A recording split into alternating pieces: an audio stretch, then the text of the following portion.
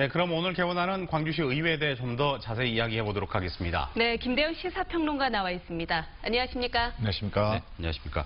광주시 의회를 이끌어갈 의장 선거가 오늘 실시가 됩니다. 그런데 네. 의장 선거가 실시되기도 전에 여러 가지 이야기가 나오고 있거든요. 왜 그렇죠?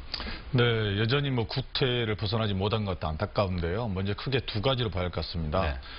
첫 번째는 이제 민주당 의원들 내에서 의장단 선거와 관련해서 원구성 협의를 구성한 건데 네. 그냥 본회의를 열어서 출마자들이 정견 발표하고 투표를 하면 됩니다.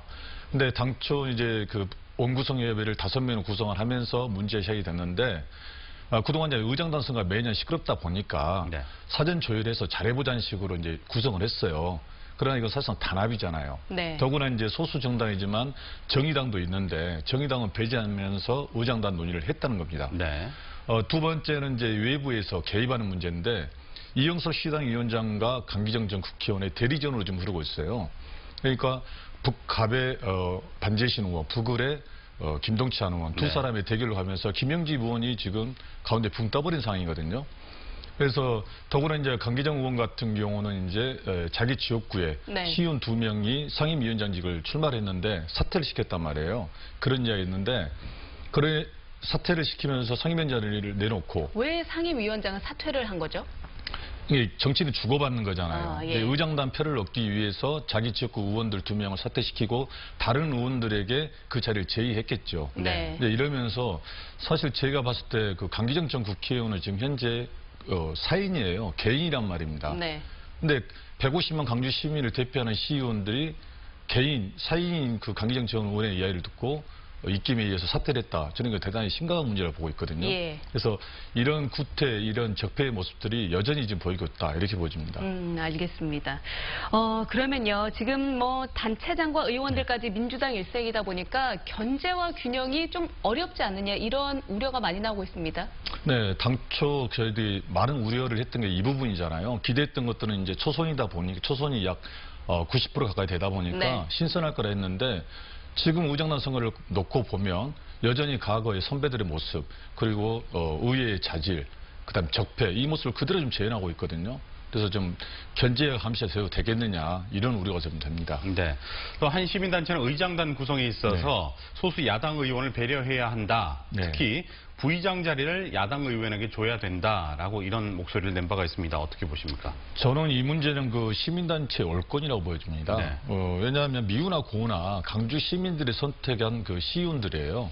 근데 그런 시의원들에게 자리를 가지고 시민단체가 부의장 자리를 달라 말라 하는 것은 저는 자칫하면 시의회 위에 시민단체가 군림하는 모습으로 네. 보여줄 수 있다. 저는 이렇게 보여집니다. 근데 이렇게 네. 요구한 사례가 시민단체가 자리를 요구한 사례가 한 번이라도 있었습니까?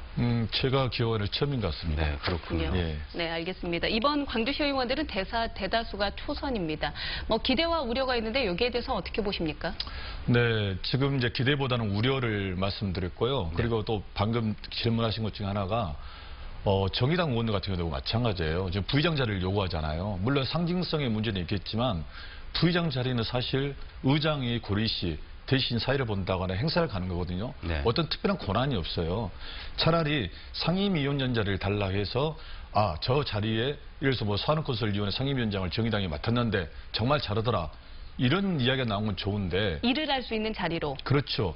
부의장 자리를 달라 한다. 이건 저는 좀 실망스럽다. 이렇게 먼저 말씀드리고요. 앞서 말씀드린 것처럼 초선 의원의 기계로 집행부를 감시하고 견제하는데 이게 좀 어렵고 또 하나는 강주시 하나의 예산이 4조 원이에요. 그 4년 임기 동안 16조 원이잖아요. 개인이 16조 볼 수도 없어요. 1조도 못 보잖아요. 이 막중한 자리야 책임감이 있는데 이런 걸 좀 생각을 해야 할 것 같아요. 네, 오늘 네. 여러 가지로 지적을 많이 해주셨는데요. 네. 앞으로 그 광주시 의회에 대해서 당부나 주의의 말씀 한 말씀 해주신다면요? 네, 국회가 이제 헌법기관이고 독립기관이잖아요. 강주시의회도 마찬가지입니다. 헌법기관은 아니지만 조례에서 운영이 되고 방금 말씀드린 것처럼 막대한 예산을 바라볼 수 있고 견제할 수 있잖아요. 네. 그리고 강주 이제 지금 시기가 지방 분권화 시대에서 분권화가 이루어질 건데 그만큼 시의원의 역할 권한도 커집니다. 그렇다면은 과연 지방은 분권화 시대에 맞게 준비되어 있나? 네. 시의회 의원들의 자질은 괜찮은가? 이걸 봐야 하거든요. 그렇게 봤을 때 정말 앞서 말씀드린 것처럼 의장단 선거라든가 그동안 구태, 적폐의 모습을 답습하지 말고 좀 자존감을 지키는 그래서 초선의 기계로 나갔으면 하는 바람입니다. 네, 좀 더 성숙해야 된다 그런 네. 말씀이시군요. 오늘 말씀 잘 들었습니다. 고맙습니다. 감사합니다. 감사합니다.